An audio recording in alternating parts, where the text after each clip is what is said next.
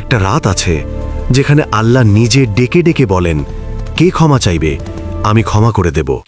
কে রিজিক চাইবে, আমি দান করব।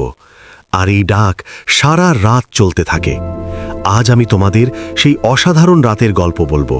শাবান মাসের 15 তারিখের রাত, যাকে আমরা শবে বরাত বলি। একদিন হজরত আলী রাদিয়াল্লাহু আনহু রাসূলুল্লাহ সাল্লাল্লাহু আলাইহি ওয়াসাল্লামের কাছে শুনলেন আর আমাদের জন্য পৌঁছে দিলেন এই অমূল্য বাণী।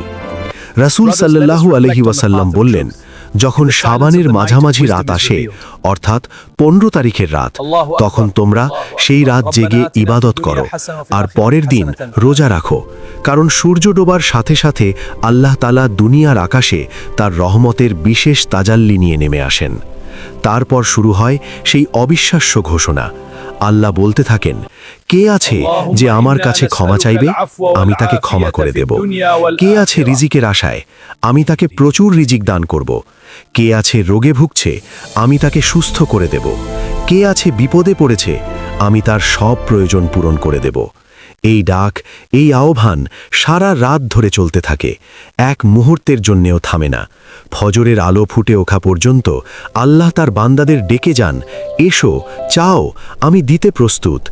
তাই আসুন, এবারের শবে বরাত আমরা হাতছাড়া করব না।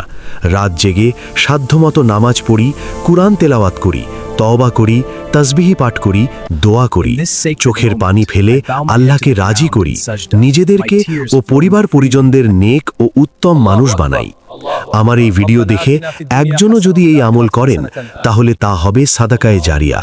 ইনশাআল্লাহ আমরা সবার কাছে এই দাওয়াত পৌঁছে দিয়ে সাদাকায়ে জারিয়ায় শামিল হব। ক্ষমা চাইবে, আমি ক্ষমা করে দিব।